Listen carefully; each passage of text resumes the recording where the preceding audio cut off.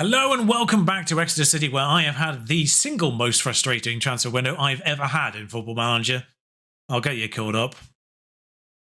We've had 3 outbounds so far, none of which were major players. They're all 2.5 star players at most who are on more money than I was willing to pay them, basically. And they all had contracts that ran out at the end of the year regardless. So, first off, Josh Coley, £10,000, 2-star player. We didn't play. He was on loan at Aldershot last year. He's gone to Crawley this year, permanently, as has Ben Seymour to Bradford. Again, 2-star player who was out on loan last year. He was on over £1,000 a week. All these players have taken massive wage cuts to their new clubs, by the way, which is really annoying. None more so than George Ray, who I was actually happy to keep around until I realised he was on £2,000 a week. Pretty much. On less than 1,000 at Lincoln, so if he'd agreed that with me, I'd have kept him. But he didn't. So he's at Lincoln now. £34,000 in actual money as well, on top of the wages he released. Slightly annoyed because he's quite a big presence in the box. Not particularly pacey, but yeah, this one I'm slightly annoyed about. I would have quite liked to have kept him. He only played twice at Leyton Orient last year though. But inbounds now, there might be more outbounds. There might be more significant outbounds as well, as there's 2 more players on stupid amounts of money for the level of quality that they are. One of which though is a massive conundrum because it's Giovanni Brown, who we know was last year's best player, even if the star rating does not agree with that.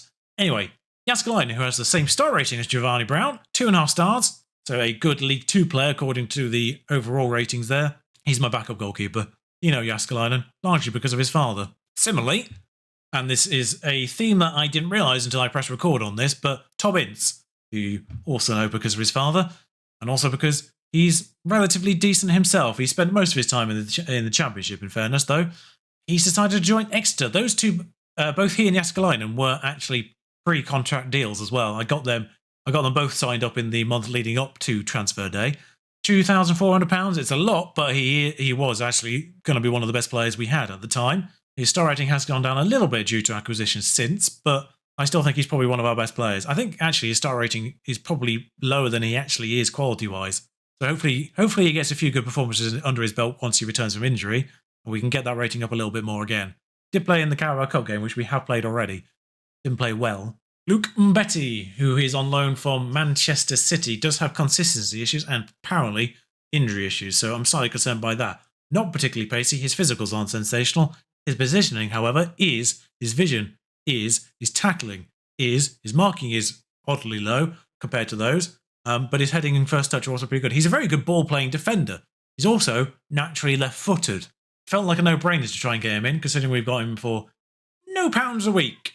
There is £25,000 to pay over the course of a year in fees, but no pounds a week. I figured paying money monthly rather than paying wages was better, because at this level of football, the wages run out more quickly than the transfer budget does. Also, there's been big issues with the transfer budget and problems I didn't foresee there. In fact, actually, let's start with story time here, because he's on loan. I tried to loan other people in. Also, don't forget, we also have 3 people returning on loan from last year. Beereth, Morton and Fleming. I don't think Morton's was sorted out by the end of last season either, so Morton is back on loan as well. Did try to loan a 5th person, but I couldn't loan him because he failed a work permit. The club he was coming from was Hibernian. That's right, I failed to get a work permit on a player going from a British club to another British club. Actually, let's go full story time here, because whilst I think that's the singular most egregious problem of this window, like, that player didn't need a work permit, he's at a Scottish club. The biggest confusion comes from a person I actually tried to buy.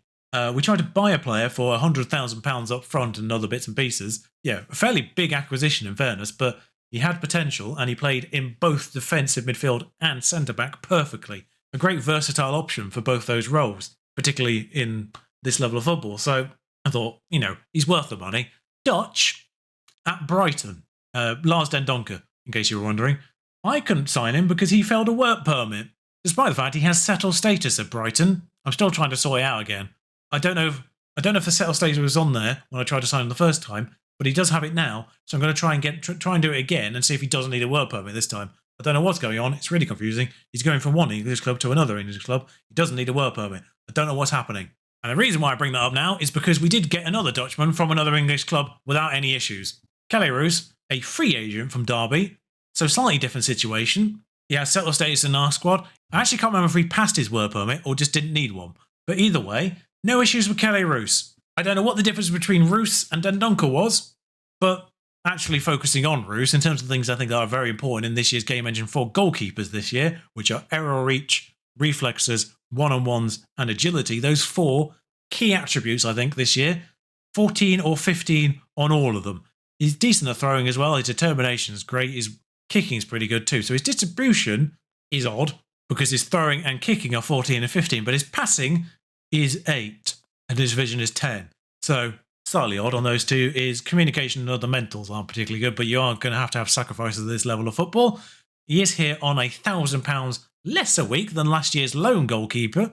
So I count that as a win, all things considered. The goalkeeper situation was looking to be slightly awkward. We also got this guy in on a free agent. He did have 5-star potential when we signed him. Doesn't have it anymore. Oh well, never mind. So basically our first 3 goalkeepers are all different. Scott Brown retired, by the way. Another name that might be relatively familiar just because he was a former wonder kid, I think. His potential has gone down in recent years. Has been on loan at Rail Irun the last 2 years and became a free agent. From Leeds, we've acquired him to be our backup striker to Beereth, who's still here, of course. Don't like his aggression and bravery, but he's still at least 2.5 stars of pressing forward. His strength isn't pretty good. He's 5'5". He's polar opposite, basically, in that role, but he's got value of 800k to $1 million and 2-year contract. I think he actually does have a release fee of 1.2, which I couldn't get out. I did put in low relegation release fees on most of these. We shouldn't be relegated, in theory. So we should be okay on that front. But yeah, pretty good acquisition. He's got potential to grow into still. At 22, he might still do it if he plays games. And Scott Sinclair exists. Scott Sinclair is basically my preemptive strike of selling Sam Nombe, who's on £2,300 a week and is my backup left winger already. So Scott Sinclair, squad player, £1,600. That's 700 less than Nombe. And he's the same star rating. Work that one out. Also, dedicated penalty taker if he ever plays the game. But yeah, you can see the problem here. Nombe and Giovanni Brown and Carl Taylor, actually, most importantly as well, who plays a role that we don't even play. So my issue with Carl Taylor is he has 2 more years in his contract. So I don't really want to sell him under the odds. And he's already under the odds in terms of his value right now. So I don't know what to do there. Importantly, though, like I said, Tyler Moore, we did get back on loan again. That happened after the end of last season. And we did add an extra year to Matt Jay's contract. He's got 2 more years on his contract now. He re-signed on exactly the same wages as he was on before, £1,500 a week. So we've got Matt Jay again for a little bit longer. We'll try and work on Archie Collins as well, whose contract's up at the end of the year. I'd like to keep him around a little bit longer. Ramirez put me through the ringer. Final bit of story time, this. You can tell why I've been so stressed this window. A week before contract deadline swapped over, he announced his retirement. That put me in full panic because I thought, oh God, my plans have gone completely out the window here. We did have 2 very strong central midfielder options in Archie Collins and Ramirez. I'm losing Ramirez. I need to get a midfielder in. Absolute panic. Got past the contract changeover days, and I looked at my squad, seeing what I still needed. Ramirez was still there. Turned out he was retiring at the end of this season. The timing of his announcement couldn't have been more confusing. But yeah, physically he is declining now. Still a 4-star central midfielder though, so 3.5 for central midfielder attack. Obviously still a very good quality option. A good player for this division now. All that means is Sky Bet League 1, I'll go on proper season preview for this. We are predicted 11th. Slap bang in the middle, 16-1. So last season predictions of fighting to avoid relegation, I think we can do better than that, I reckon. Also, why is my affiliate loan someone to Bolton? Yeah, they can have him. Anyway, how did you manage to loan him? He's Portuguese. Surely he needs a work permit. I don't know what's going on with work permits. But yeah, anyway, yeah, predicted 11th. Saw a slap bang in the middle. Also, one cool bit of news. Emma Hayes, Lincoln manager. I quite like that. Even if I do think she's somewhat underrated in the game in terms of attributes. But we'll see. We played Wycombe, by the way. Bottom of the table, Wycombe. We did beat Crawley, I think it was, in the Carabao Cup first round, which happened super early because of World Cup. Barely any of my players have fitness because of friendly situations and playing trialists by accident, most of them. Keep an eye on that when you've got trialists because they will put them in every time if you're not paying attention. But with injuries to Tyler Morton and Tom Ince, this is the lineup for today. And Brandon Fleming also had an injury shortly. Actually, I might be able to play him. But it will be Roos in goal, Fleming at left back, Mbete and Stubbs in central defence. In fact, Mbete, I think I did agree to be a ball-playing defender with Manchester City. So I'll do that because he can do it. Stubbs alongside McLaughlin at right back. Him versus Key is a question mark still, although I think Key is still a little bit injured, so that's why he's starting now. Dieng and Ramirez in the Volante for the time being. Yeah, I'll do. Collins in front of them, Jay and Brown, and Beereth up front. Matt Jay got the winner against Crawley. It was 1-0. I didn't show you the match, but it was 1-0. Trust me on that. We have drawn, I believe, Bristol Rovers in the next round, so another League 2 team, although I can't remember if Crawley got promoted with us. I think they did, actually. They were predicted bottom of this year's table if I just get my peripheral vision memory from that season preview page. But they predicted last? I think they might have been. But it's Wycombe Wanderers today, who were in the Championship the year before last. I think they were the ones who fell a little bit foul of the Derby situation. They could have easily survived if Derby were punished differently, if I recall correctly. But yeah, Beereth doesn't get on the end of that. Collins gets on the end of that one, though. And Jay hooks it forward to Ramirez, who's in space, and thwacks it against Prisbeck. And so far, 10 minutes into the game, the average positions charts are quite interesting. Wycombe Wanderers don't have a single player in our half. They do now, though, as things start to equalise a little bit more. But Wycombe have not had a shot on target yet, so inevitably they will score with their next one. Might be interesting actually having a ball-playing defender in League 1. They might not be used to that level of technical ability from defence. McCarthy, though, on this right-hand side for Wycombe Wanderers as they do come forward, concerningly, for their first shot on target. Vokes. Gape. Mehmeti's... Hang on, Mehmeti's there? The Mehmeti I'm thinking of, is it? Oh, no, it isn't. It's one of the German leagues that I'm thinking of. He's from Norwich, originally. Hal Robson Carnage, a free agent. I'm just seeing Sam Vokes there.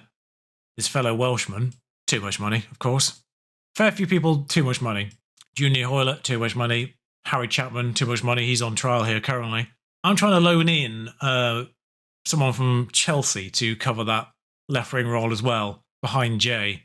Because I'm starting to feel like I might need to utilise Jay in centre midfield as a cover option as well, more often than not. So having another left winger. Because I'm struggling to get a central midfielder in. I tried to get a free agent central midfielder in. Failed his work permit, despite the fact he came from an English club originally. So should have had settled status when COVID came in, when Brexit came through. So should in theory have had settled status. Other people have offered bids for him. Don't think he's gone anywhere yet because he doesn't get a work permit.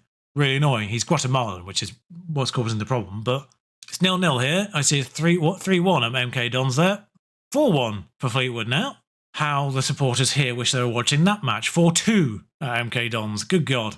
4-1 at Rotherham, as Oxford doing the business. Blimey. Rotherham odds-on favourites, I think, for the league, as Beereth has scored. Sort of happened without me noticing there. Portsmouth versus Peterborough is happening. Peterborough relegated from the Championship, of course. Didn't really go over that, but Peterborough, Derby and Huddersfield came down. Sorry, Huddersfield were the odds-on. I knew it was a Yorkshire team. Beereth. Good ball in though from Matt Jay. It's scored the winner against Crawley. Assisted the winner here, if that's how it stands anyway. Still half an hour to go, at least, in this game. Mehmeti hooks it over to Obita, who's still at Wycombe. Hooked back across for Sam Vokes to just head over. Thank you, Sam. Appreciate that one. Giovanni Brown's on a 6.3. Maybe we should sell him after all. Feels harsh to sell Giovanni Brown just because of how good he was last year, but good news is we do get about 5 league games before the transfer window closes, so we get to assess how good he's going to be this year before selling him. Because it's the World Cup year, despite the fact that, of course, that the League One schedule doesn't change for the World Cup. We still play through that period. Everything does start a little bit earlier still. Mehmeti hooks this one in for Wycombe, and it's an equaliser from a corner. Not at all a problem in this year's match engine, of course. Still a thing that's happening. Marcus Barnes is coming on. He's still there, by the way. He did have an agreement. He did have a sale on Marcus Barnes. Don't know what happened to it. There was an agreement to sell Marcus Barnes. I genuinely don't know what happened to that. He was supposed to go. I don't know why he's still here. Bringing Sparks on for Fleming as well. As we rattle towards full time, there's a corner for us. Can we get one against them? Nearly celebrated. I very nearly celebrated. It's going to be 1-1. Wycombe are a good team. In fairness, it's a very even game on paper. I actually will say you're unlucky there because it's kind of a lie. Actually, it's kind of a lie. We weren't unlucky. It was 1-1. It was a 1-1 game, as it was in like 5 other games in this division were 1-1. No one really wanted to take the advantage on day one of this season. Lincoln's hardest game is already done pretty much, so apart from the away version of that. Oxford slammed Rotherham though. Remarkable scoreline. Rotherham, whilst not being promoted out of the division last year, still a good side, are they not? Yeah, 9-1. Also kind of our nemesis because they keep nicking the players that we want. Adam Clayton was someone I think I was trying to get. Maybe not. But they actually bought players for us, don't forget as well, last year. Playoff winners were Northampton as well, just in case that wasn't covered. Leyton Orient and Crawley were the automatics, and Northampton came up via the playoffs. And yeah, indeed, Derby, Huddersfield and Peterborough relegated into this division. Why am I being asked about my relationship with Danny Cowley? Oh, he's Wycombe manager for some reason. How did that happen? Lincoln legend. Danny Cowley's there. He was sacked by Portsmouth, unfortunately, but also another person whose attributes are definitely underrated. What he did at Lincoln and what he did at Huddersfield, quite frankly, very much doesn't get the credit for what he did at Huddersfield. They were in a massive situation when he joined, and he saved them that year and then was unceremoniously replaced at the end of that season. A season that went spectacularly for them as they finished 20th. Doing a lot better this year, though, in real life. Certainly not 22nd. Just saying. Cowley kept him up in 18th, and then he was replaced by someone who got them 20th the following year. So, just saying. I genuinely hope he does well at Portsmouth. Anyway, so the plan is, going forward, for the first season in any new division, we do 6 episodes in that season. Then from then on, we're only going to do 4. Unless there's any extra special things like Papa John final or Carabao Cup final when we get to that point, etc., etc. So, I will likely just play through to a point that I feel is sensible. Probably somewhere in this middle block here, Leyton Orient came up with us. That might not be a bad shout. Then I'll bring you on around November, December-ish, and then I'll bring you back around January-ish, and then I'll bring you back around the middle here, and I'll bring you around at the end of the season. That's the plan. Sort of fairly even 6ths in the season, effectively, is what we're going to try and aim for here. Now we're back down to 2 episodes per week. I want the progression of the series to continue at the same speed. So obviously, 1 less episode per week means I've got to do a little bit more in between those episodes in terms of time. So I will see you very soon for a game that I don't know what it'll be yet. Until then, I hope it's going to be far less stressful, but no guarantees. Until then, ta-ra.